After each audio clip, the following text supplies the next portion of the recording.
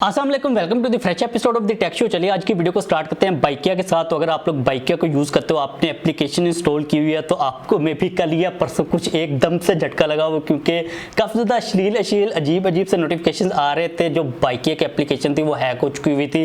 और अगर हम लोग मैसेज के ऊपर डिटेल से देखते हैं ना, तो लैंग्वेज से ये चीज़ समझ आती है कि भाई इंडियंस ने हैक की थी और इसके रिलेटेड बाइकिया ने ये कहा कि थर्ड पार्टी उनके कुछ कम्युनिकेशन जो टूल्स है वो कंप्रोमाइज़ हुए थे, उन्होंने इनको रिस्टोर कर लिया हुआ है। तो अगर आपको उस किस्म का कोई नोटिफिकेशन नजर आया था तो आपको काफी ज्यादा हैरानी हुई कि भाई ये क्या चल रहा है, सेल तो हैकिंग हुई थी। लेकिन इसके अंदर इंटरेस्टिंग बात ये थी कि उनकी एप्लीकेशन बिल्कुल ठीक चल रही थी, उसके अंदर किसी किस्म का कोई मसला नहीं था। इवन के जो सर्विसेज थी वो भी काफी ज्यादा ठीक चल रही थी। सिर्फ मुझे लगता है कि उन्होंने कुछ नोटिफिकेशन या फिर मैसेज वाला पार्ट हैक किया, तो उसके बाद उन्होंने कुछ अपनी बड़ास निकाली है और बाद में बाइक वालों ने उसको रिस्टोर कर लिया था।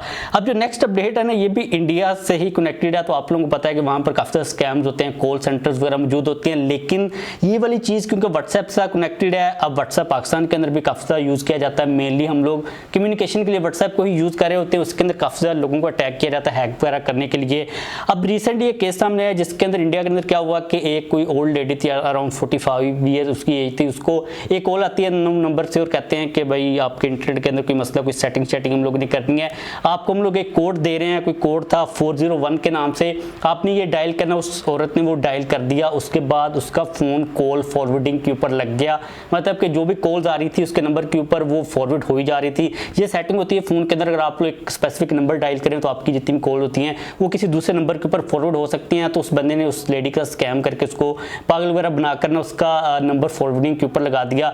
अब उसके बाद उसने क्या किया कि क्योंकि वेरिफिकेशन जब आपको आती है कॉल के थ्रू, कोड जो आता है तो आप फॉरवर्ड अगर किया हुआ तो उसके पास जाता था, तो उसने उसको लॉगिन कर लिया अपने नंबर के ऊपर, अपने फोन के ऊपर। उसके बाद उसने क्या किया कि उसके जितने भी कॉन्टैक्ट्स हैं ना, फ्रेंड्स एंड फैमिली, उनको मैसेज करना शुरू कर दिया, उससे पैसे मांगने शुरू कर दिए, क्योंकि लोगों को ये लग रहा था कि भाई वही लेडी मैसेज वगैरह करी है। तो काफ़ी ज़्यादा स्कैम किया गया। अब आप लोगों को अगर किस किस्म का मैसेज आता है ना, तो आपने कभी भी यकीन नहीं करना, कोई भी वेरिफिकेशन का कोड किसी को नहीं बताना, या फिर आपको कोई अगर बंदा कहना कि हम वेरिफिकेशन करें, आप ये वाला कोड डायल करें वगैरह वगैरह, तो आपने ये काम बिल्कुल भी नहीं करना। इवन के जो बैंक वाले होते हैं उनको भी आप लोग कॉल करते हो तो वो कहते हैं कि हम आपकी कोई भी पर्सनल इन्फॉर्मेशन नहीं मांगते। तो काफ़ी ज़्यादा स्कैम चल रहे होते हैं, आपने कभी भी कोई भी ट्रस्ट नहीं करना अगर आप करते हो, क्योंकि यहाँ पर जो मार्जिन होता है ना एरर का, वो काफ़ी ज़्यादा कम होता है।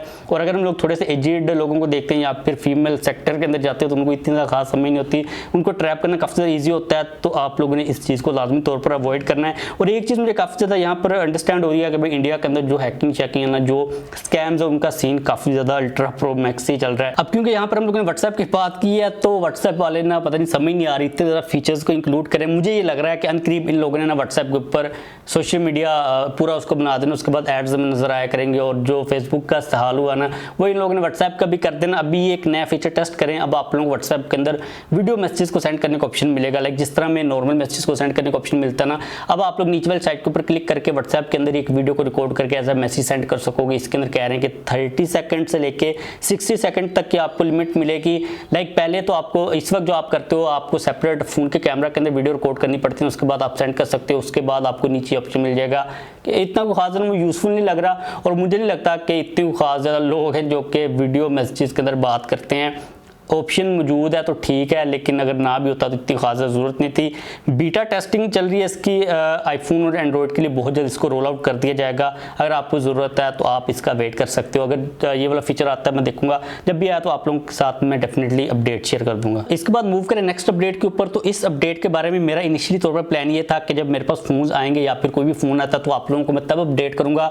रिसेंटली एक इवेंट हुआ पाकिस्तान के अंदर स्पार्क्स का, आप लोगों ने इस कंपनी के बारे में मे भी सुना हो, मे भी आपने ना सुना हो। तो बेसिकली आप क्यू मोबाइल इसको समझ सकते हो, उसका एक अपग्रेडेड वर्जन है।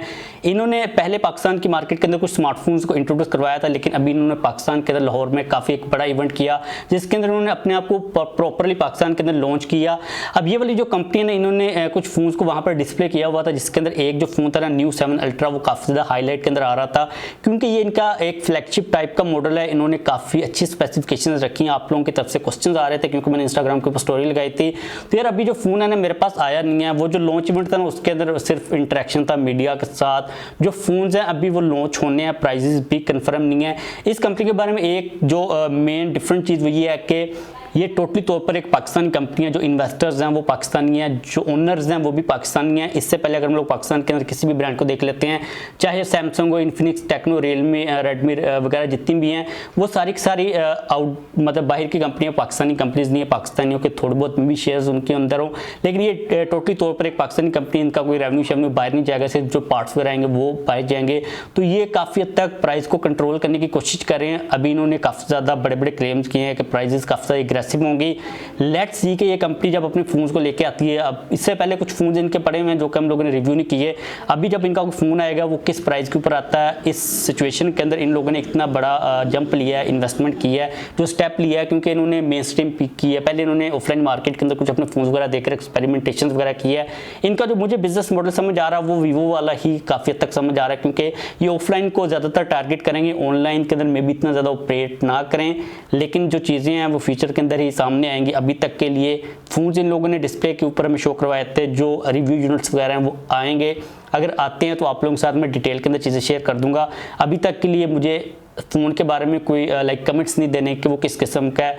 देखने के अंदर डिज़ाइन काफ़ी ज़्यादा डिसेंट लग रहा था, स्पेसिफिकेशंस किस किस्म की होंगी, इसके अलावा फ़ोन प्रैक्टिकली किस तरह परफॉर्म करेगा, उसका सॉफ्टवेयर का एक्सपीरियंस किस किस्म का होता है, काफ़ी सारी चीज़ें टेस्ट करने वाली हैं। तो आप वेट कर सकते हो, मैं भी वेट कर रहा हूँ, स्पेशली तो ऊपर न्यू 7 अल्ट्रा का जब आएगा तो आप लोगों के साथ डेफिनेटली मैं डिटेल के अंदर शेयर कर दूंगा। लेकिन बेसिकली एक नई कंपनी है, फुली 100% एक पाकिस्तानी स्मार्टफोन ब्रांड है। नेक्स्ट अपडेट के ऊपर मूव करें, जो कि है पाकिस्तान के अंदर मोबाइल्स के ऊपर टैक्स को लेकर। अब मैं चीज़ें समझ नहीं आ रही, पाकिस्तान के अंदर जो टैक्स का सीन है ना वो काफ़ी हद तक कंट्रोल से बाहर हो चुका हुआ है। फ़ोन अगर आपने लेना है, इतनी ज़्यादा कन्फ्यूजन होती है, बंदा पीटी अप्रूव ले, नॉन पीटी ले, दूसरा फ़ोन रखना पड़ता है। अभी आजकल मैं खुद एक फ़ोन लेने के बारे में सोच रहा हूँ, टू बी ऑनेस्ट मुझे भी समझ नहीं आ रही यार क्या सीन करूँ, इतना ज़्यादा टैक्स पे करूँ या फिर नया फ़ोन साथ में कोई रख लूँ। अगर मुझे रखना है तो फिर उसकी क्या लिमिट होनी चाहिए बजट की, काफ़ी कन्फ्यूजन चल रही है। तो इसके होते हुए पाकिस्तान के अंदर जो मोबाइल फ़ोन ट्रेड एसोसिएशन है, उन्होंने पीटीसीटी के साथ मीटिंग वगैरह की है, टैक्स को लेके, ड्यूटी वगैरह को लेके कि कुछ किया जाए। अब आप लोगों को पता है कि इन किस्म की जब मीटिंग्स होती हैं कोई रिजल्ट तो सामने आता नहीं है, कोई किसी चीज़ की सेंस नहीं बन रही, ना ही मार्केट चल रही है। अभी थोड़ा चलने की कोशिश करिए, फोन आना स्टार्ट हो रहे हैं, टैक्स को लेकर किसी किस्म का कोई भी लॉजिक समझ नहीं आ रहा। कंपनीज आ चुकी हैं वो भी सही ऑपरेट नहीं करी, एप्पल रह गई हुई है या फिर गूगल रह गई हुई है, उन्होंने तो आना नहीं है। मुझे लगता है जो हालात पाकिस्तान के अंदर चल रहे हैं, अभी मैं देख रहा था कि शेल वाले पाकिस्तान को छोड़ के जा रहे हैं, तो ऐसे में बिजनेस बंद करना लोकल मार्केट का या फिर पाकिस्तान के अंदर जो कंपनीज मौजूद हैं, काफ़ी वेट सा सीन चल रहा है। दुआ ही करें कोई अच्छी खबर आ जाए, लेकिन कोई उम्मीद नहीं है। मीटिंगें शीटिंगें होती रहती है भाई आपस में, ये खाना खुना खा गए चलो ये हमारे पैसों का बातें शातें करके उठ जाते हैं, कोई खास फर्क तो पड़ता नहीं है। तो बस आज के लिए यही अपडेट्स आ रही थी, वीडियो खत्म करते हैं। क्वेश्चन तो पूछ लीजिएगा, लाइक कर दीजिएगा, चैनल को भी सब्सक्राइब कर लीजिएगा।